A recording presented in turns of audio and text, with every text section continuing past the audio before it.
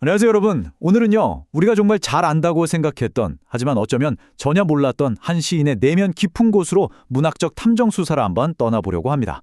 바로 한국인이 가장 사랑하는 시인 윤동주입니다. 윤동주 하면 보통 별, 순수, 맑은 부끄러움, 이런 아름다운 이미지들이 제일 먼저 떠오르시죠? 그런데 오늘 이 해설에서 우리가 파헤쳐볼 자료는요, 그가 남긴 작품들 중에서도 가장 난해하고 어둡고 심지어 약간 기이하기까지 한 시, 간에 대한 심층적인 연구 내용입니다. 과연 그 순수한 청년의 시 속에 어떤 섬뜩하고 치열한 비밀이 숨겨져 있었을까요? 자, 지금부터 이 흥미로운 미스테리를 본격적으로 추적해 보겠습니다. 우리의 수사는 여러분에게 아주 익숙한 문장에서 출발합니다.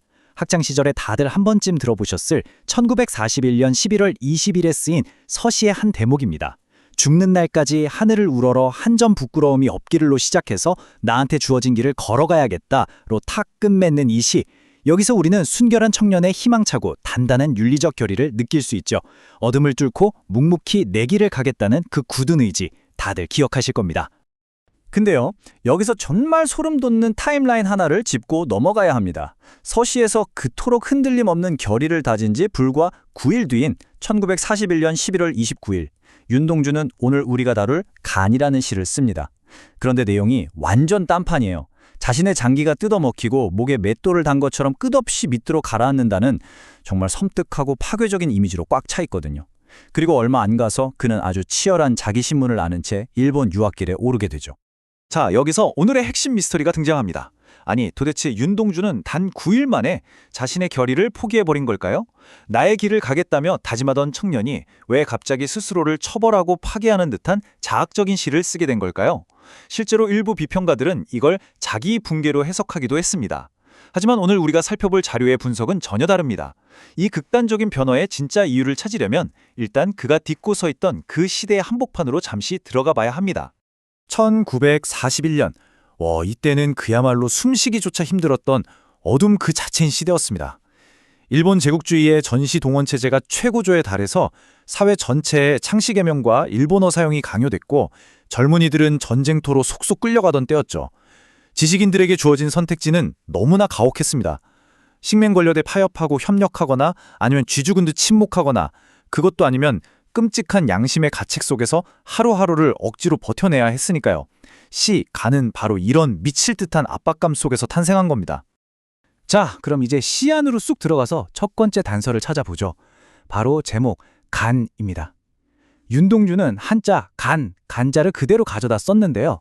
여러분, 동아시아 문화권에서 간은 단순히 피를 거르는 생물학적 장기가 아니잖아요. 우리 흔히 저 사람 간이 크다, 간담이 서늘하다 이런 말 자주 쓰죠. 맞습니다. 간은 담력, 기계, 양심, 그리고 생명력 그 자체를 상징합니다. 그러니까 윤동주는 지금 자기 자신의 양심, 그 생명력의 코어를 스스로 도마 위에 올려버린 셈이에요. 이 시가 진짜 천재적인 이유는 바로 이겁니다. 간이라는 하나의 소재를 가지고 완전히 결이 다른 두 개의 세계를 정면으로 충돌시키거든요. 한번 생각해 볼까요? 동양의 토끼와 거북이 설화에서 간은 용궁의 위협으로부터 살아남기 위한 생존과 자기보존의 상징입니다. 반면에 서양의 프로메테우스 신화에서는 어떤가요? 인간에게 불을 전해준 대가로 독수리에게 매일 파먹히는 희생과 저항 그리고 고통의 상징이죠. 생존을 향한 간과 희생을 향한 간, 이 극과 극의 개념이 만난 겁니다. 여기서 아주 기가 막힌 구절이 나옵니다.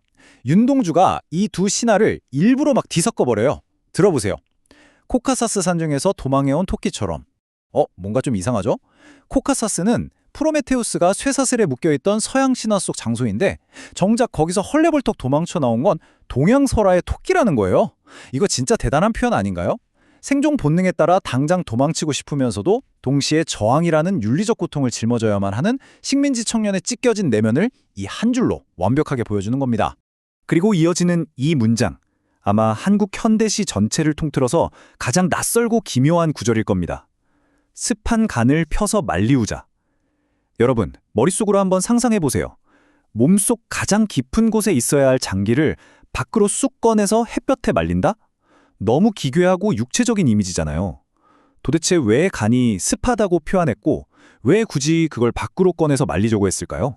이유는 이렇습니다. 간은 몸속 가장 깊은 곳에 숨겨져 있으니까 당연히 피와 습기로 축축하겠죠? 윤동주는 지금 속으로만 대충 내가 비겁했지? 반성해야지 이러고 넘어가는 게 아니에요. 자신의 가장 내밀하고 피 묻은 양심을 바깥으로 끄집어내서 숨은 꽃 하나 없는 쨍쨍한 햇빛 아래 완전히 까발려버리는 겁니다. 이건 뭐 단순한 자아 성찰 수준이 아니죠. 뼈를 깎는 고통을 감수하는 그야말로 잔혹한 자기 해부인 겁니다. 자, 그리고 드디어 이 시의 가장 충격적인 반전이 등장합니다. 드러내놓은 간을 쪼아먹으러 하늘에서 독수리가 날아오는데요. 윤동주는 그 독수리를 향해 이렇게 부릅니다. 내가 오래 기르둔 여윈 독수리야. 이게 왜 소름 돋는 포인트냐면요. 전통 신화랑 완전히 다르기 때문이에요. 그리스 신화에서 독수리는 제우스가 벌을 주려고 보낸 외부의 처벌자, 즉 폭력이잖아요. 그런데 윤동주의 시에서는 그 독수리가 다름 아닌 시인 본인이 오랜 시간 정성껏 길러온 존재라는 겁니다. 다시 말해서 지금 시인의 간을 파먹으며 끔찍한 고통을 주는 건 외부의 일본 제국주의가 아니라 스스로 타협을 허락하지 않는 시인 내면에 매서운 양심과 자기검열이었던 겁니다. 자기가 키운 양심이 자기를 뜯어먹고 있는 형국인 거죠. 그렇게 양심에 뜯어먹히는 끔찍한 고통 속에서도 시인은 단호하게 외칩니다. 거북이야, 다시는 용궁의 유혹에 안 떨어진다. 이 구절, 단순히 전래동화 인용이 아니라는 거 이제 감이 오시죠? 1941년이라는 그 캄캄한 현실에서 용궁이 뜻하는 게 뭐겠습니까? 바로 체제에 순응하면 주어지는 안락함, 식민 권력이 슬그머니 내미는 달콤한 타협의 유혹입니다. 이 짧은 외침은 그 모든 유혹을 단칼에 거부하겠다는 조용하지만 엄청나게 맹렬한 저항의 선언이었던 겁니다. 이제 우리의 문학적 수사는 시의 마지막을 장식하는 아주 결정적인 단서에 도달합니다.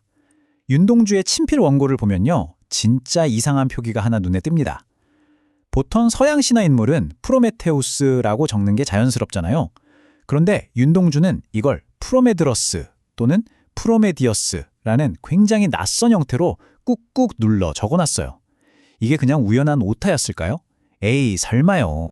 자료를 연구한 학자들은 이게 절대 단순한 실수가 아니라고 강조합니다. 이 기묘한 철자 안에는 서구의 원어 발음, 그걸 수입해온 일본어의 흔적, 그리고 식민지 조선어의 억양까지 불안정하게 막 뒤엉켜 있거든요. 여러분, 속으로 한번 이 단어를 소리내서 읽어보세요. 프로메더스. 기존의 프로메테우스보다 발음이 훨씬 더 무겁고 둔탁하고 뭔가 밑으로 푹푹 가라앉는 느낌이 들지 않으세요? 이 혼종적인 언어는 억압적인 시대를 견뎌내야 했던 한 청년의 고통과 짓눌린 무게감을 소리 그 자체로 생생하게 육화해낸 장치였던 겁니다. 그래서 시의 마지막에 등장하는 끝없이 가라앉는다는 그 침전의 이미지는 완전히 새롭게 해석되어야만 합니다. 이게 바로 오늘 우리 수사의 최종 결론인데요. 이 가라앉음은 9일 만에 결의를 포기해버린 나약한 자기 절대 아닙니다. 오히려 자기 양심에 뜯어먹히는 그 끔찍한 고통 속에서도 타협하지 않고 끝까지 자신의 간을 지켜내며 묵묵히 그 무게를 다 견뎌내겠다는 아주 숭고하고 영웅적인 결단인 거죠. 서시에서 다짐했던 그 결의는 사라진 게 아니라 피 흘리는 현실의 고통 속에서 오히려 훨씬 더 깊고 단단해졌던 겁니다.